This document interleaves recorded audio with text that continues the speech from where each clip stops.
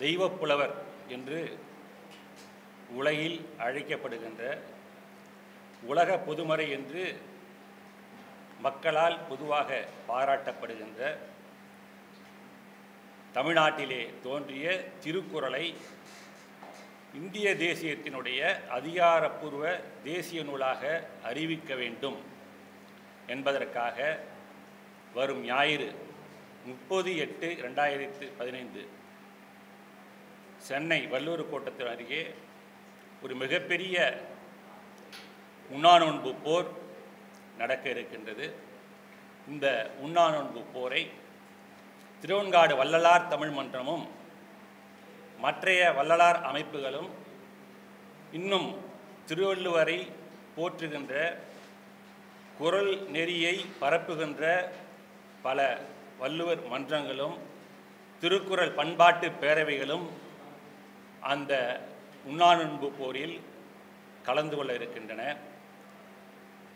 தமிழ்நாடு முழுவதிலும் இருந்து, இன்னும் சொல்லப்போனால் அயல் நாடுகளிலிருந்து, கத்தார், சிங்கப்பூர், மலேசியா போன்ற அயல் நாடுகளிலிருந்து தமிழ் ஆர்வலர்கள், குறள் நெறியாளர்கள் அந்த உண்ணாநோன்பு போரில் பங்கெடுக்க உள்ளனர். இன்றைய சூழ்நிலையிலே நம்முடைய பாரத தேசத்திற்கென்று தேசிய விலங்கு என்று ஒன்று உண்டு. உங்களுக்கு எல்லோருக்கும் தெரியும். தேசிய பறவை என்று ஒன்று உண்டு, தேசிய கொடி உண்டு. ஆனால் தேசிய நூல் என்கின்ற ஒன்று இல்லை. நம்முடைய திருக்குறளை பொறுத்தவரையிலே எந்த விதமான முரண்பாடும் இல்லாத, எக்காலத்திற்கும் பொருந்தக்கூடிய, பிறப்போக்கும் எல்லா உயிருக்கும் என்று குல வேறுபாடு காட்டாத ஒரு நூலான திருக்குறளை நம்முடைய தேசிய நூல் ஆக்கினால் நம்முடைய ஒருமைப்பாடு மேலும் ஓங்கி வளரும். மக்களாட்சி தத்துவம், நம்முடைய அரசியல் முறை, ஒரு மன்னர் இந்த நாட்டிற்கு என்னென்ன கடமைகளை செய்ய வேண்டும், குடிமக்கள் எவ்வாறு இருக்க வேண்டும், ஒரு தனி மனிதனுடைய கடமை என்ன, ஒரு தந்தையினுடைய கடமை என்ன, ஒரு மகனுடைய கடமை என்ன, ஒரு நல்ல குடும்பம் எப்படி இருக்க வேண்டும் என்று இல்லறம் தொடங்கி இந்த நாட்டினுடைய நீர்வளம் வரை, இன்னும் சொல்லப்போனால் ஒரு நாட்டினுடைய அடிப்படை ஆதாரமே உழவுதான். உழவு தொழில்தான் இந்த உலகம் வாழ்வதற்கு அடிப்படையான தொழில் என்பதை 2000 ஆண்டுகளுக்கு முன்பாகவே ஒரு தமிழ் புலவன் உழுதுண்டு வாழ்வாரே வாழ்வார், மற்றெல்லாம் தொழுதுண்டு பின் செல்பவர் என்று மிக அருமையாக சொல்லியிருக்கின்றார். இன்றைய தினம் நிறைய நீர்வளம் குன்றியிருக்கிறது. ஆனால் அந்த நீர்வளத்தை கூட பாதுகாப்பதற்காக திருக்குறள் நமக்கு செய்தியை தருகிறது.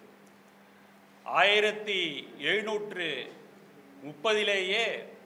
இந்த திருக்குறளை ஆங்கிலத்திலே மொழிபெயர்ப்பு செய்திருக்கிறார் அன்றைய சென்னை மாவட்ட ஆட்சியாளராக இருந்த எல்லிஸ் என்பவர். எல்லிஸ் என்பவர் ஒரு ஆங்கிலேயராக இருந்தாலும் கூட தமிழ் பற்று அவருக்கு இருந்த காரணத்தினால் தன்னுடைய பெயரை எல்லீசன் என்று மாற்றி வைத்துக் கொண்டார். அன்றைய காலகட்டத்திலே சென்னையிலே தண்ணீர் பஞ்சம் ஏற்பட்ட பொழுது நிறைய கிணறுகளை வெட்டி அந்த கிணற்றினுடைய சுவர்களில் திருக்குறளை ஒரு ஆங்கிலேயன் எழுத சொல்லியிருக்கிறார். இரு புனலும் வாய்ந்த மலையும் வருபுலனும் வல்லரனும் நாட்டிற்கு உறுப்பு. மிக அற்புதமாக நம்முடைய வள்ளுவ பெருந்தகை சொன்ன கருத்தை சொல்லியிருக்கிறார். இரு புனல், கீழ்நீர் மேல்நீர் என்று அதை இரண்டாக பரிமேலழகர் தன்னுடைய உரையிலே காட்டுவார். பூமிக்கு அடியிலே இருக்கக்கூடிய நீர், மேலிருந்து வரக்கூடிய மழை வளம் பெருக வேண்டும். பிறகு மலையிலிருந்து உற்பத்தி ஆகக்கூடிய ஆறு, அந்த ஆறை முறைப்படுத்தி நீரை தேக்கி நாட்டை பாதுகாப்பது நாட்டை உயர்த்தும் என்று நம்முடைய வள்ளுவர் சொன்னதை ஆங்கிலேய ஆட்சியாளர் குறித்து வைத்திருக்கிறார். 1886 இதனுடைய மகத்துவத்தை உணர்ந்த ஜியு போப் இதை ஆங்கிலத்திலே மொழிபெயர்த்திருக்கிறார். இன்னும் சொல்ல போனால் 1730 அதற்கு முன்பாகவே இதை இலத்தீனிலே வீரமா முனிவர் அவர்கள் மொழிபெயர்த்திருக்கிறார்கள். ஆகவே எந்த குறையும் சொல்ல முடியாது. அதை தான் சொல்ல வருகிறேன். இந்த உலக மக்கள் அனைவரும் ஏற்றுக்கொள்ளக்கூடிய ஒரு உயர்ந்த உன்னத நெறியை, வாழ்வியல் நெறியை, சட்டத்தை, அறத்தை வள்ளுவரை போல உலகில் வேறு எந்த புலவரும் வகுத்து தரவில்லை. அந்த காரணத்தினால் இந்த திருக்குறளை தேசிய நூல் ஆக்க வேண்டும் என்பது எங்களுடைய கோரிக்கை. பல பேர் கேட்கிறார்கள், எந்த நாட்டிலுமே தேசிய நூல் என்கின்ற ஒன்று இல்லையே, எந்த நாட்டுக்கும் தேசிய நூல் என்கின்ற ஒன்று இல்லையாம். அப்படி இருக்கையிலே இந்திய திருநாட்டிற்கு மட்டும் தேசிய நூல் என்கின்ற ஒன்றை எப்படி நாம் வைப்பது என்று கேள்வி கேட்கிறார்கள். நான் அவர்களை பார்த்து திரும்ப கேட்கின்றேன், எந்த நாட்டிலாவது திருக்குறளை போல திருவள்ளுவருக்கு முன்பும் சரி பின்பும் சரி அதனை ஒத்த நூலை செய்தவர்கள் யார்? திருக்குறளுக்கு நிகரான நூல் ஏதாவது இருக்கிறதா என்பதை தயவு செய்து சிந்தித்து பாருங்கள்.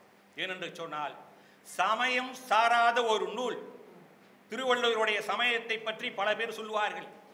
சைவ சித்தாந்தத்தை பேசக்கூடியவர்கள் திருவள்ளுவர் சைவ சித்தாந்தவாதி என்று சொல்வார்கள். அருணை, வடிவேல் முதலியார், வஜ்ரவேல் முதலியார் போன்றவர்கள் எல்லாம் திருவள்ளுவர் சைவ சித்தாந்தி என்று சொல்லுகின்ற போது கேசவ ஐயங்கார் அதற்கு மாறாக ஒன்று எழுதுகிறார், திருவள்ளுவர் வைணவர் என்று எழுதுகிறார். இன்னும் அனந்த நயினார், சக்கரவர்த்தி நயினார் போன்றவர்கள் எல்லாம் திருவள்ளுவர் சொல்லி இருப்பது சமண மதமே, ஜைன மதமே என்று சொல்கிறார்கள். திருவள்ளுவர் பௌத்தர் என்று எழுதியவர்களும் உண்டு. இன்னும் சொல்ல போனால் வேடிக்கை, திருவள்ளுவர் கிறிஸ்தவர் என்று சொல்லி டாக்டர் மு தெய்வநாயகம் என்பவர் புத்தகமே செய்திருக்கிறார். எப்படி என்று சொல்லுகின்ற போது அவர் சொல்கிறார், இயேசுநாதருடைய சிஷ்யர் செயின்ட் தாமஸ் அவர்கள் இங்கே சென்னையிலே வந்தபொழுது அவரிடத்திலே பல கருத்துக்களை உள்வாங்கிக் கொண்டு திருக்குறளை திருவள்ளுவர் செய்ததாக அவர் சொல்லுகிறார். இப்படி ஒவ்வொரு சமயத்தாரும் திருவள்ளுவரை தங்கள் பக்கத்திலே இழுக்கின்றார்கள். ஆனால் உண்மை நிலவரம் எது என்று சொன்னால், அதற்கு திருவள்ளுவ மாலையிலேயே நமக்கு விடை கிடைத்திருக்கிறது. சமய கடக்கர் மதிவழி கூறாது உலகியல் கூறி பொருள் இது என்ற வள்ளுவர். சமய கணக்கர் ஒவ்வொருவரும் தங்களுடைய கணக்கை போடுகிறார்கள். சைவ சமயம் என்பார்கள், வைணவ சமயம் என்பார்கள், பௌத்தம் என்பார்கள், ஜைனம் என்பார்கள். ஆனால் அவர் எந்த சமயத்தையும் சார்ந்தவர் அல்ல. எல்லா நூல்களிலும் உள்ள நல்லவற்றை எடுத்துக்கொண்டு எல்லாருக்கும் பொதுப்பட கூறுதல் வள்ளுவருக்கு இயல்பாகுதலில். இது பரிமேலழகர் உரையில இருக்குங்க. அதாவது திருவள்ளுவருக்கு முதலாக உரை செய்தவர் மணக்குடவர். 11 உரையில பழமையான உரை மணக்குடவருடைய உரை. அதுல 11 உரையில கடைசியாக வந்த உரை பரிமேலழகர் உரை. அந்த பரிமேலழகர் உரையில் அவர் அழகாக சொல்கிறார், எல்லா நூல்களிலும் உள்ள நல்லவற்றை எடுத்துக்கொள்வது. அவர் பார்த்தீங்கன்னா ஜைனத்தினுடைய கருத்துக்களும் உள்வாங்கப்பட்டிருக்கும், கிறிஸ்தவத்தில் எழுது சில கருத்துக்கள் உள்வாங்கப்பட்டிருக்கும், சைவ சமயத்தினுடைய சைவ சித்தாந்தத்தினுடைய கருத்து உள்வாங்கப்பட்டிருக்கும். பிறப்பென்னும் பேதமை நீங்க சிறப்பொன்னும் செம்பொருள் காண்பது அறிவு, இருள் நீங்கி இன்பம் பயக்கும் மருள் நீங்கு மாற்று காட்சியவர் என்று சைவ சித்தாந்தம் சொல்லக்கூடிய சில கருத்துக்களும் உள்ள இருக்கும். ஆனால் அடியில்லா மன்னவன் எழுதும் அடியலந்தான் தாயதெல்லாம் ஒருங்கு, மடியில்லா மன்னவன் எழுதும் அடியலந்தான் தாயதெல்லாம் ஒருங்கு என்று வைணவத்தினுடைய செய்தி கூட இதனில் இருக்கும் என்று சொன்னாலும் கூட திருவள்ளுவர் அனைவருக்கும் பொதுவான செய்தியை தான் உலகிற்கு காட்டியிருக்கிறார். எந்த சமயத்தையும் சாராதவர். அவர் சொல்லாத கருத்துக்களே இல்லை, வெல்லாததில்லை. திரு வள்ளுவன் வாய் விளைத்தவற்றுள் பொல்லாதது இல்லை, புரைதீர்ந்த வாழ்விலே அழைத்து செல்லாததில்லை, பொதுமறையான திருக்குறளில் இல்லாததில்லை, இணை இல்லை, முப்பாலுக்கு இந்நிலத்தே. யார் சொல்றானா? பாவேந்தன் பாரதிதாசன் சொல்றாயா. திருக்குறளுக்கு ஒப்பான நூல் இந்த நிலத்திலே வேறு எதுவும் இல்லை என்று சொல்கிறான் பாவேந்தன் பாரதிதாசன். அணுவை துளைத்து 7 கடலை புகட்டி குறுகத்தரித்த குரல் என்றும், கடுகை துளைத்து 7 கடலை புகட்டி குறுகத்தரித்த குரல் என்றும் இடைக்காடரும் ஔவையாரும் பாடுகிறார்கள். இன்னும் திருவள்ளுவர் மாலை என்கின்ற ஒரு தொகுப்பே உண்டு. இது உலகத்திலே எந்த இலக்கியத்திற்கும் இல்லாத ஒரு சிறப்பு.